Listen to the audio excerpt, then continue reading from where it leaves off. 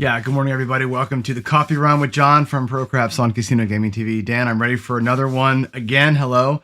And I was thinking about changing the opening there a little bit.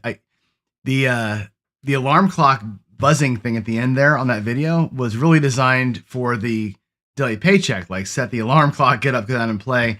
This one, I think I need to have a little bit of a coffee brewing sound. Let's get the coffee brewer going. I should record. We just got a brand new, I think I told you this, a brand new coffee brewer, because I'm a snob now, right? According to Ian. But yeah, we have a brand new awesome coffee machine, but it's loud as hell.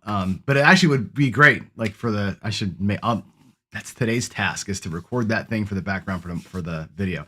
Anyway, not why we're here to talk about my coffee. We're here to talk about gambling and craps and all that good stuff. Old number 7. Good trip. I'm glad all that worked out. It took us a minute to get through it all with Michael, but I'm glad you got your rooms all figured out. Glad you had a great trip. That's awesome.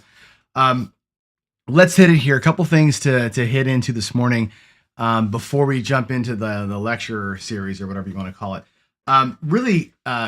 One big announcement, two actually. One, Joe from Craftmaster Journey is going to be dropping after the show, I think 11:15 Pacific time, or I'm sorry, 9:15 Pacific time or whatever, which would be noon 15 on the East Coast, 12:15 on the East Coast. He's dropping a premiere, which is part 5 of the table build. So remember, Joe's building us a custom table for Craps for the Cure. I think it's a flippable craps chessboard kind of a thing. So the next build part of that video is being released today. So go check that out and watch him build the thing and talk us through it. Those videos are great. Joe's pretty funny. Joe's like me. I love it when he makes a mistake and swears at himself, because that's kind of stuff I do. Like this, he's funny. So we'll check the video out. Additionally, another quick announcement is that Dice Degen, we announced it on Friday, but I'll keep going with it here. We are doing fantasy football again, free league and a paid league both. So the paid league is a $50 entry fee, and as I understand it, it's going to be a part of the pot goes to the winners, right? So the first, second, third place. Always third place gets their money back. Second place gets something. First place gets whatever. But some portion of the pot goes to that, the first 3. The rest of it's going to go towards weekly wins. So the high score of the week is going to win. So that's going to be that. So if you want to play fantasy football with me and Chris and some others, come on in. I tell you this, Ian Olsen is a shark. My wife, as you know, won it 2 years ago. My son and his girlfriend will be in it too. They're both great players. My son studies the crap out of this stuff. So yeah, fantasy football, CGTV style. Come on in and do it. Jacob's here. I never make mistakes, he says. I live in the world of mistakes. I live in mistakes, as you can tell. This morning, missed the coffee or the daily paycheck today. I thought I 7'd out and I didn't. I came in here to end the show and they're all yelling at me. Yeah, it was a come out 7. Like, okay, cool.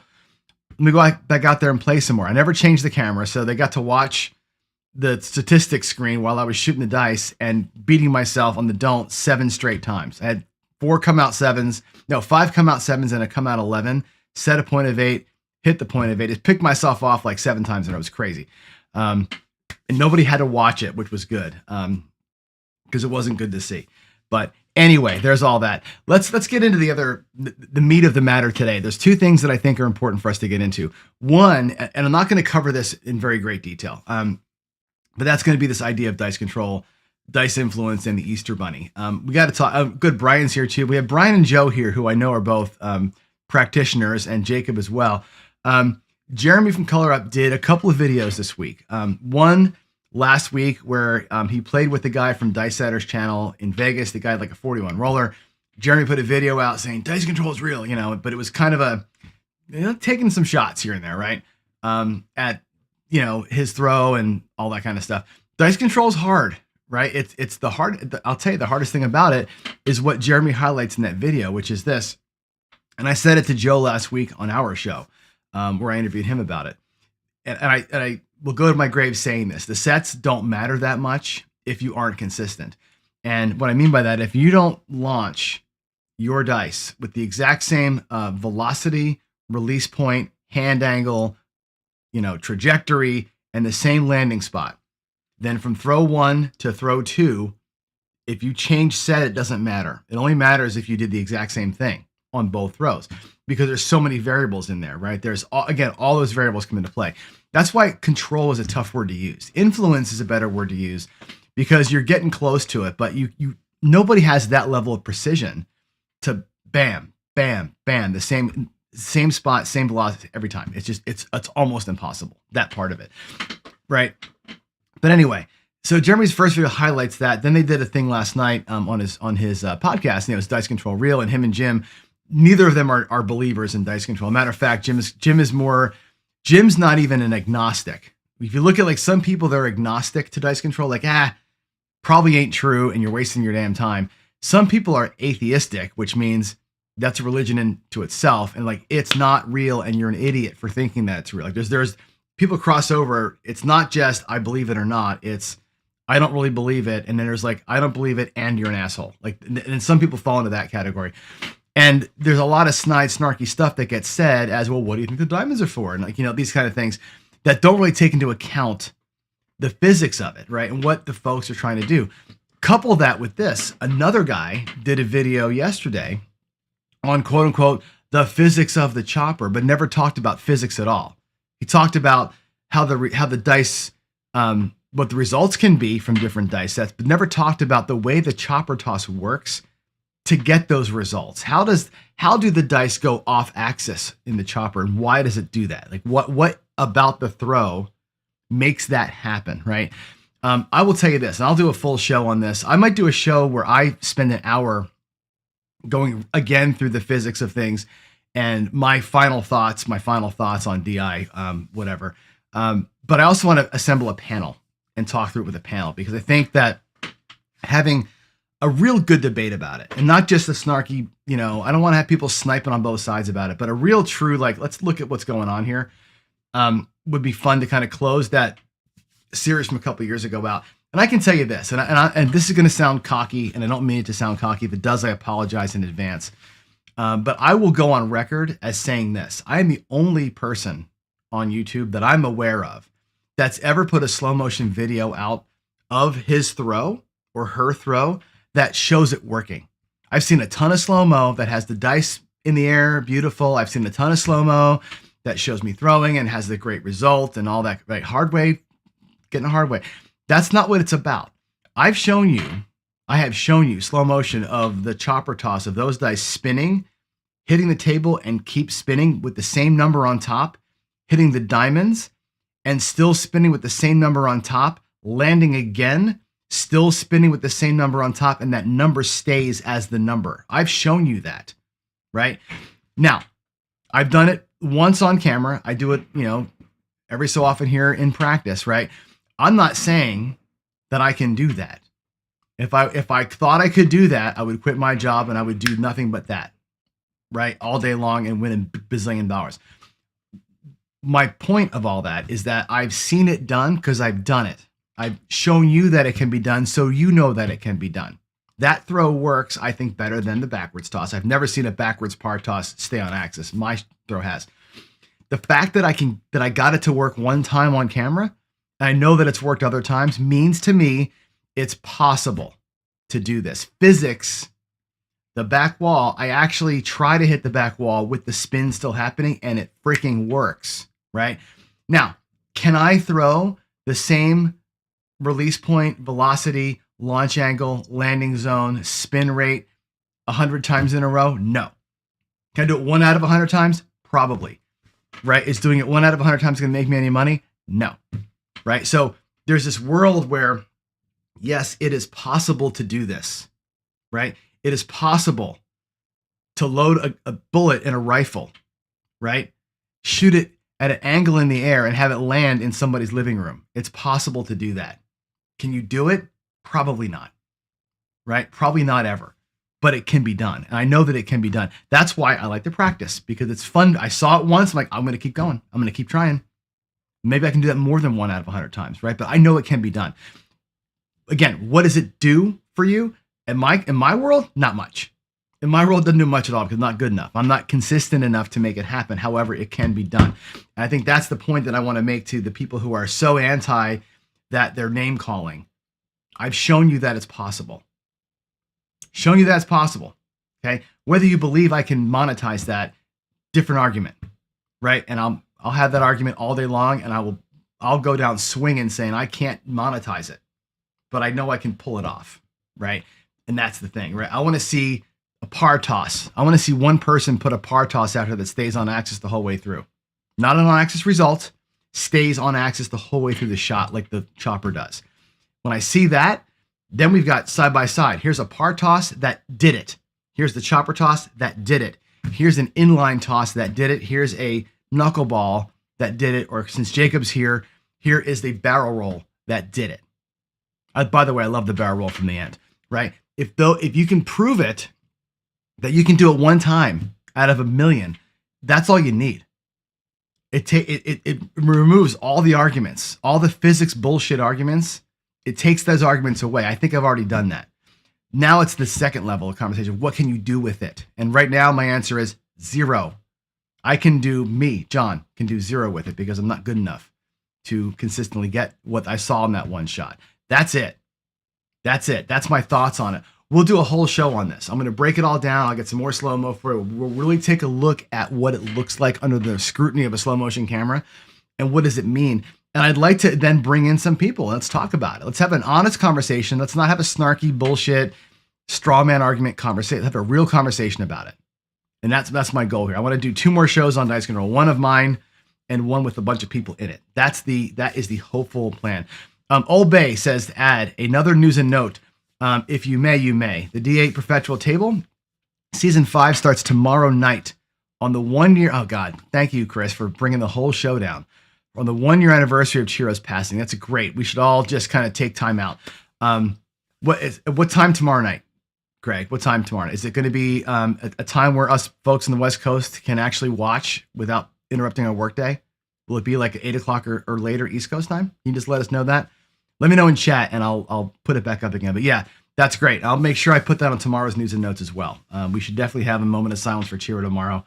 And everybody hold up. Everybody, here's the homework. Here's homework. Everybody bring your dice tomorrow.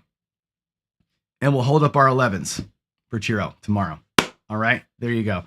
Yeah, I want to see this. I want to see that, Jacob. I definitely want, and I know people say they've done it. I've never seen the video. I want to see a video of the par toss staying, hitting the back wall, and still on that same axis and coming to rest on axis. I want to see that. I really want to see that. Because I've been saying all along, I don't think it's possible because I've never seen anybody do it. I've seen a lot of slow-mo. I've never seen it been pulled off. I know the horizontal one will do it because the horizontal one wants the diamonds to keep the dice going. It's trying for that, right? So I got to see it. Somebody's got to see it, or I got to see it. The thing is this, and you're right, Brian. The DIs, it's like a golfer, right? Right? There's 1 millimeter of being off on a golf ball is the difference between breaking a window in somebody's house and having a hole-in-one. It's not that much difference. The difference between dice and the golf ball, right? And again, wind and weather are some variables. There's no equivalent to the back wall in golf where you can do everything perfect and then something that's just there, some obstacle gets in your way. There's no like tree on the green, right? That you can do it perfect and then all of a sudden a tree shows up out of nowhere and knocks your ball down. That's where the golf argument falls short because you don't have that impediment at the end. But everything else about golf and bowling, I think, track pretty well. You've got to be perfect on everything to give your ball even a chance to be at the green. And the slightest variation is the difference between you losing a dozen golf balls and you shooting par. It's millimeters of difference. Just like in dice, it's a millimeter of difference of having a destructive throw and something that's possible, right? But I think that's a great analogy, though. I love the golf analogy. I use it myself. But we don't have in golf a back wall diamond equivalent, right? Nor does bowling really have that. But bowling and golf do have different surfaces, different hardnesses, a lot of different conditions you have to account for in your swing. I think it's pretty cool. I saw that wager. He was on. Was he on Rogan? Yeah, it was on. Yeah, Joe Rogan. That's what's Joe. I just saw the David Blaine. Yeah, he does make the impossible happen. For sure. Anyway, it's called grass. That's funny. There's the flag. If I can hit the flag, I have done. Here's my my one glory in golf. I've had one almost. I didn't play golf for years, right? When I was in high school, here's a way back story for you. When I was in high school, all the way leading up to high school, I played baseball as a catcher all my life. That's why my son Zach's a catcher. I played football, right? From I think I was 7th grade, I started playing football, right? And so we had 2 years before high school, played football, and I started wrestling in 8th grade, right? Those are all my sports. As a rising junior, we had summer practice for football, and I got clipped. I mean, I got hit hard. Like I was coming out of the backfield blocking for a guy and just got put on my ever loving ass. That I think it was a concussion, but I also hurt my back a little bit. That fall coming into, I think it was probably about October or so when wrestling practice started, we were screwing around at practice and our heavyweight did the backbreaker. When he picks you up, it goes, over your knee, broke my back, like actually broke my back. So I picked up as therapy golf.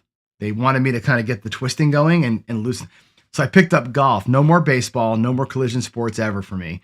I did go back and play hockey later. But anyway, I picked up golf as a junior. And so I played from junior year all the way through till today, right? And I was at one point at like a 2-3 handicap. It was pretty good. My one almost hole-in-one was one of those sky shots. It was a beautiful thing. It came down. I'm like, that's going right at the pin. And it hit the flagpole and dropped straight, like it rolled down the flagpole into the hole. Like the perfect, like bang, drops straight in and bounces right out. Hit the cup and bounced out. I'll never get close to it again. It was my one shot at glory. You hit a one wrong hole. That is awesome. That is awesome. I'm that's pretty funny.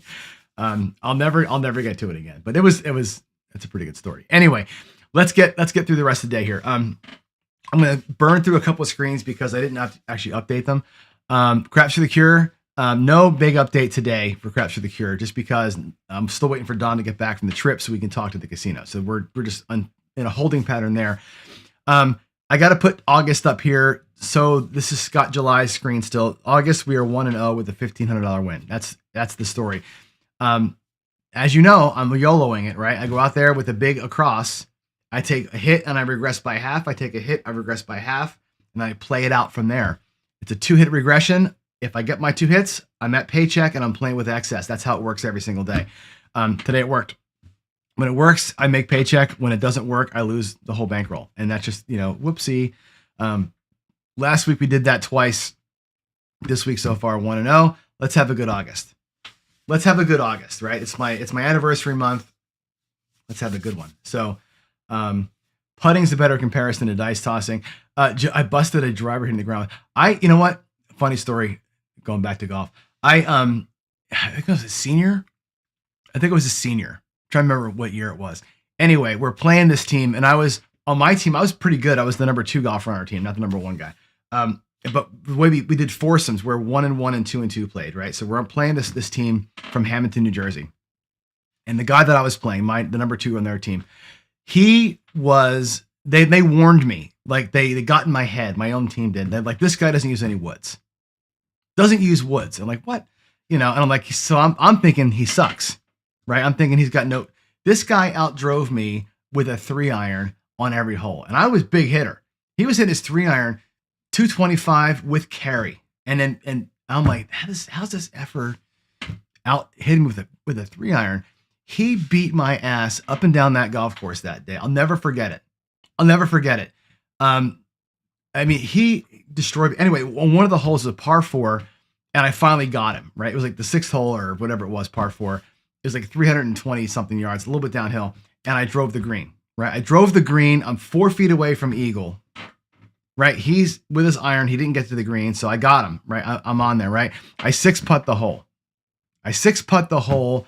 Swore up putter into the trees. That putter's still in those trees. Never got the putter back. I had to finish the day out with my 2-iron putting, and ended up losing by like 21 shots. So that was my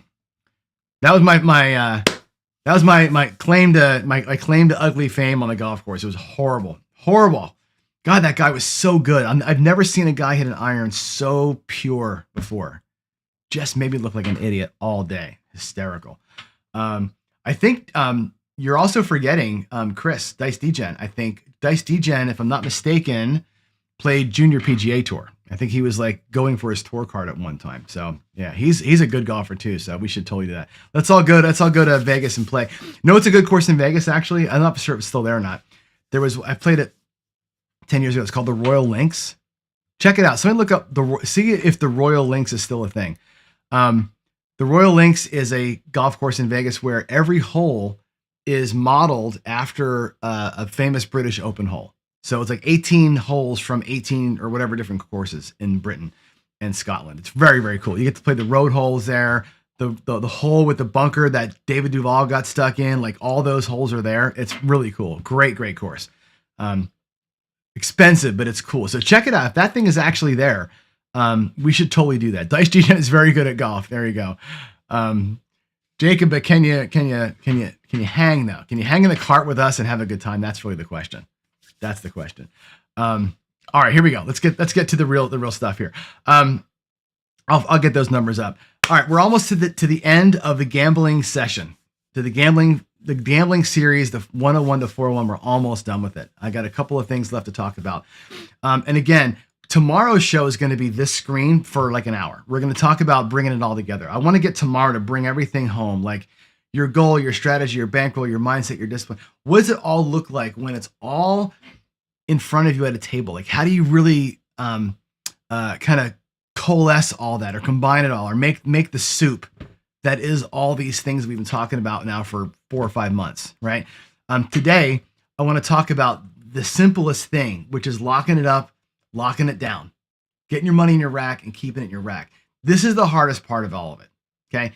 You can practice throwing the dice all you want to, right? And if you can get better than 1 out of 100, great, right? If you can find the way to do it, great. If you have the bankroll to support your habit, cool, right? If you got a strategy that works with whatever, cool, right? But if you're a degenerate and you don't leave when you're locked in profit, it's all for naught. Doesn't matter. Okay. So here's some advice for you on this level. Okay. 1, know your numbers. Okay. Dollar amounts and percentages, know them both, right? How much money are you up or are you down at any given moment?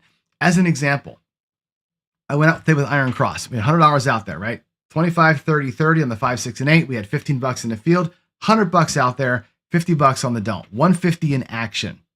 Okay. Which means I have $350 in my rack. Okay. I get a hit on the 6. It's $20. Boom. I'm up $20. Okay. Great.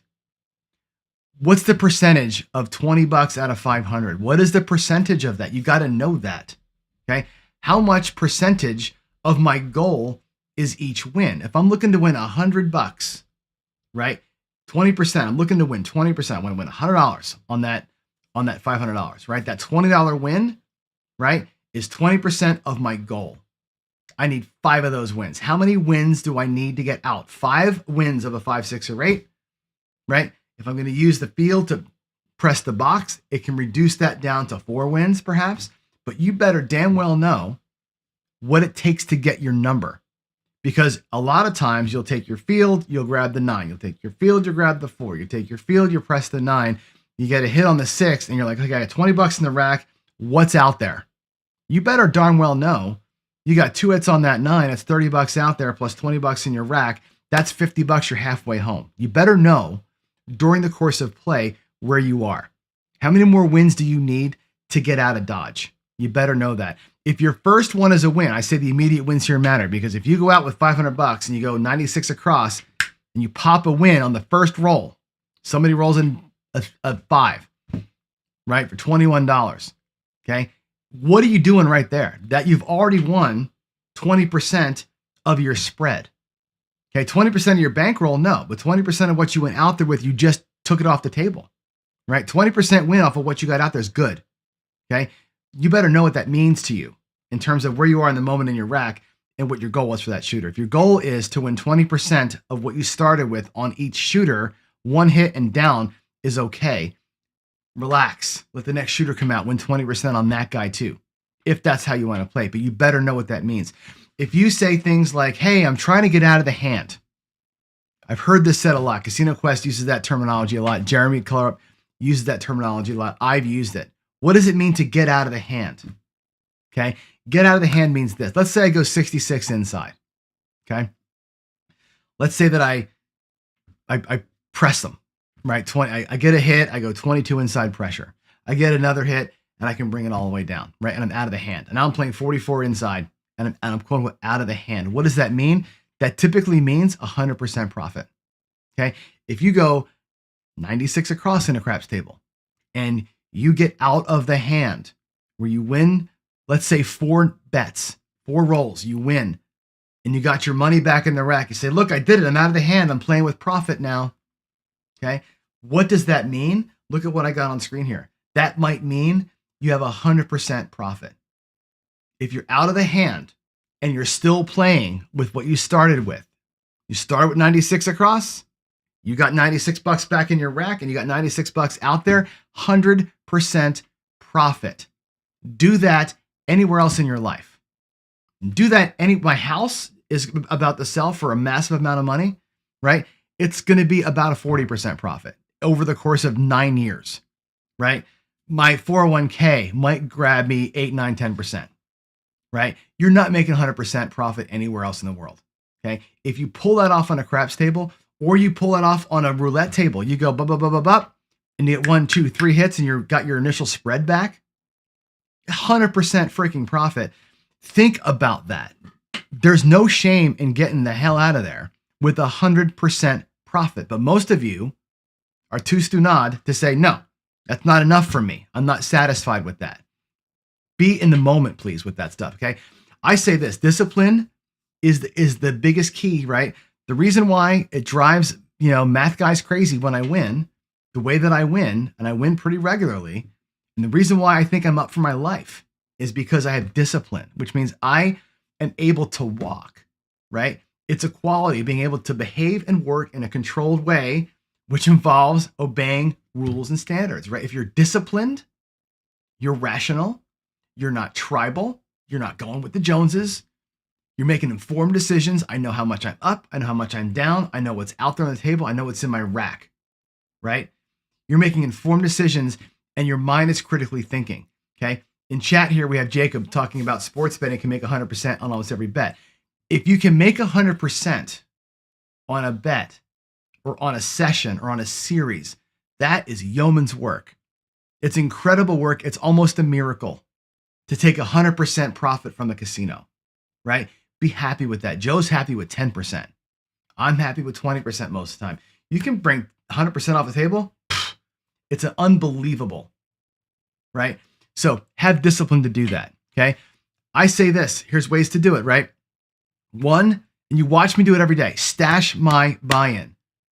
Every dollar off that table goes back into my rack in a certain spot that I've set aside to make my buy-in look like it did when I bought in, right? I start building that rack up, and as soon as I see my rack have exactly what I started with in it, well, I know whatever else is in my rack and whatever else is out there is my profit.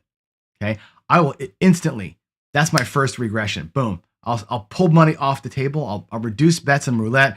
I'll take my stack down and balk, whatever I'm doing. And I'll say, look, starting bankroll's back, profit is locked. I'm stashing my goal or some percentage of my goal the second I can do it.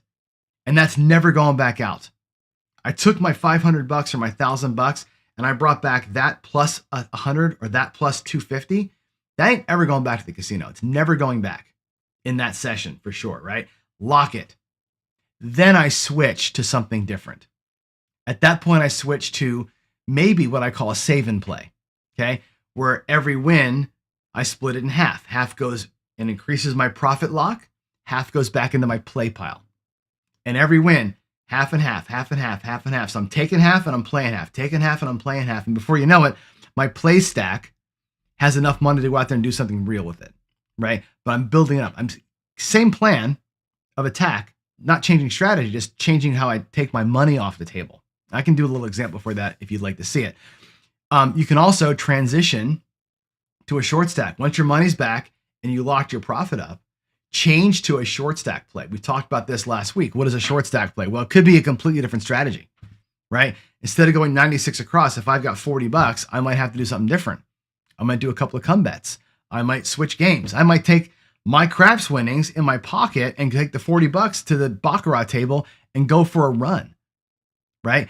That short stack can be something totally different. How much am I up or down? What percentage is my losses and wins? And how many wins do I need to make that short stack take care of itself in such a way that I can go back out with it again at the spread I want to play at? These are the things that you got to do to keep your rack right. If you don't do these things and you just degenerate and just go, right? You're going to take profit. And what we say here, Washington State Cougars football, we have a saying at Wazoo called Cougin' it, right? Cougin', they're the Cougars, right? We say you couged it, which means you snatched defeat from the jaws of victory. They do that all the time up there, right? Be up on somebody, 2 TDs in the fourth quarter and find a way to throw it back, right? Don't coug it at the craps table. Please do not coug it at the craps table or at the baccarat table. It's so important to have the discipline to get out and walk. Now, I gave you this challenge a long time ago. Dice DGen took the challenge, and he will tell you in chat right now how hard this is. A triple dog dare you to take the Patrick challenge. And he says this: if you think you got what it takes to be a professional gambler, if you think you have what it takes, or you want to give it a shot, okay, do it with a tiny amount of money. This challenge is not about the dollars. It's about the percentages, okay? Take $100 to the casino every day for 30 straight days. Win $10 or lose 50, whatever you're going to set your goals to be. Win and loss. Doesn't matter what the number is. 5, 10%, and go home. Okay? Now, if you have to drive 3 hours to the casino, I get it. It's not worth the gas money to do it. Do it in different sessions. Go to the casino one day, buy in for $100, win 10, walk away for an hour. Go watch TV, go to the sports book, get a coffee, come on back, session 2, and do it again. Will your brain allow you to? Will your heart allow you to? Will your soul allow you to buy in, win 10%, and get out? And that might mean buying in for, $500 and going 96 across and taking 2 hits, which is about $40, depending on what comes out. That's 10%, and bugging out. Be like, okay, that's it. I won $47 out of 500. Bye-bye. Color me in 2 rolls of the dice. Color me in. If you're shooting the dice, then great. Then you just, find a way to keep playing for a second. But that's it. Get out. Get out, right? Do you have the balls to do that? I bet you most of you don't, right? Especially if you got to drive. I've done this. I have driven a half an hour, won $10, and come back 30 times. Now, I haven't won 30 times in a row. You lose sometimes, right? But I've done the challenge, right? The way you build the discipline muscle up is to use it. And going up there and saying, well, I drove 2 hours, I'm not going to do that stupid thing. No, do it. Go win 10% and go back home. I dare you to. It's really, really hard, and it will challenge you. And if you can do that, you're going to learn how to win on the regular. You're going to learn how to do what I'm talking about here, which is locking up your money, right? Stash your buy-in, stash your profit, and switch up and play something simple, okay? And have a good money management plan. The money management is key. It's not going to make you win. It's not the secret to beating the casino. It's the secret to not getting your ass kicked, number one. And it's the secret to locking up the profits when you get them, because they're not easy to get. They're not easy to get. So lock them on up. And there it is. I can go to my table here and show you what I'm talking about, but I think you get the point. We can do a quick switcheroo over here. Let me do this just for the hell of it. We'll go in here. And there's my rack. You can see the rack. Let's see. Let's take the purples out of the rack. Let me actually switch I'm going to do the right thing. I'm going to switch the microphone so you can hear me, which I always forget to do on these shows, but check this out. We're going to go ahead. MILF and cookies, he says. Let's see. Can you hear me yet on that mic? I got to switch them out. Hold on. Let's boom. Okay, there we go. All right, let's go out here. Let's go out and look at and I'm going to focus in on just the rack, just the rail. So just look at the rail here. We'll zoom into that when I put the video out. I'm going to take this money out, and let's put 500 in. Okay, we'll do 1, 2. Man, the chips are not playing along here. 3, 4, 5. Okay, there's $500. Now you know that I use lammers to separate my money so I can see. I use them because I'm stupid. I can't see very well oftentimes, right? And when I do this, I use my lammers, or you can use white chips, or you can use quarters to separate your money. And it's very easy to see where you're at. You can see 1, 2, 3, 4, $500. Nice and simple. Now let's say that I did something. Let's say that I went out there for 96 across. Let's just do it. We'll do 96 across. I'll get $4 and change.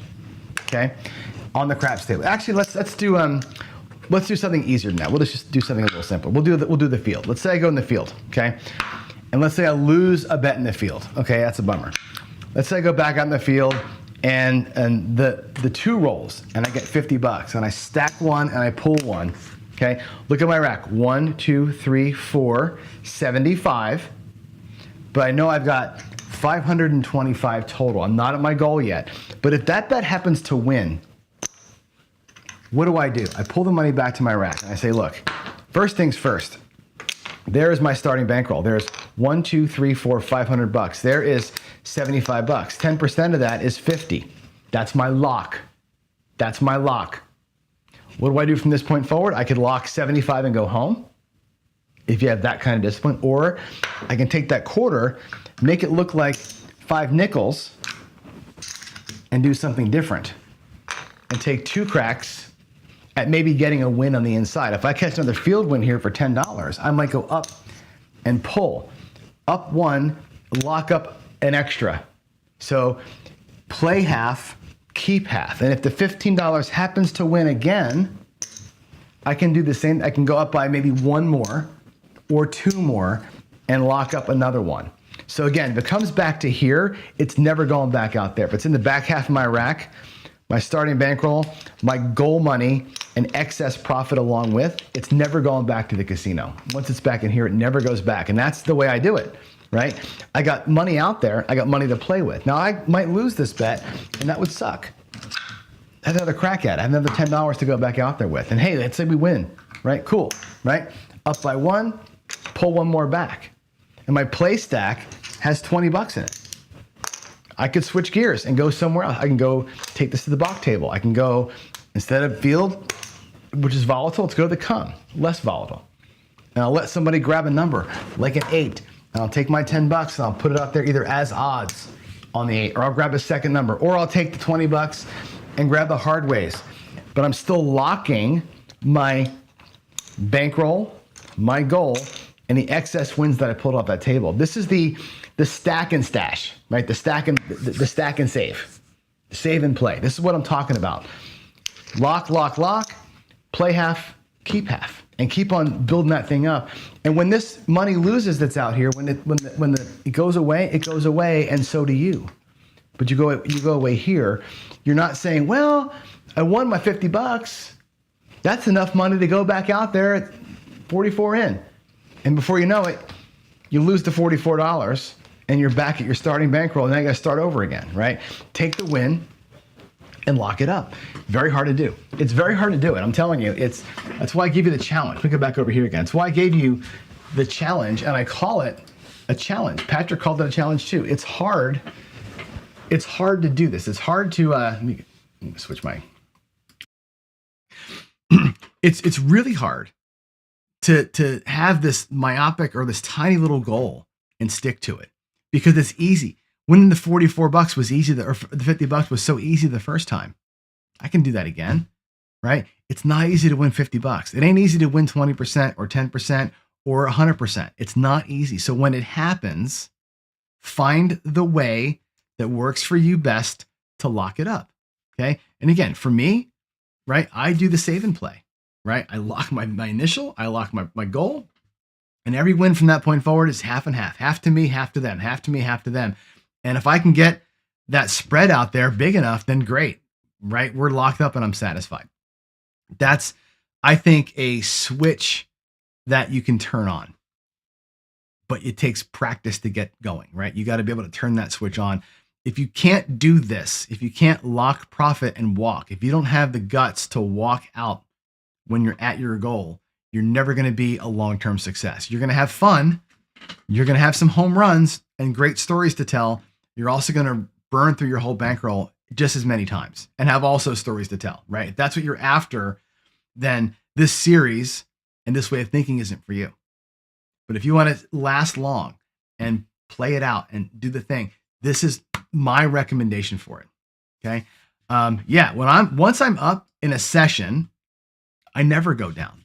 You're 100% right. That is my goal. If I get up in a session, and when I say up, I mean up a satisfactory amount. If I bought in for 500 and I win $10, that's not up and going home, right? I'm looking to win at least 10, 20%. So $500, I'm looking to win another 100, right? If I win 100 out of the 500, 100%, that's never going back out. Never going back out there with that, unless I'm out there for a night out with friends, right? If I'm going to the casino, and again, in Vegas, wake up in the morning, get my coffee, go to the table, trying to win, build bankroll up, because in the afternoon, when Craig from Old Bay Craps and Dice DGen show up and they want to have fun, I got $500 that I've won that I can light on fire. And those sessions, I will not do the thing, right? Those sessions, you're just trying for home runs. It's a whole different mindset.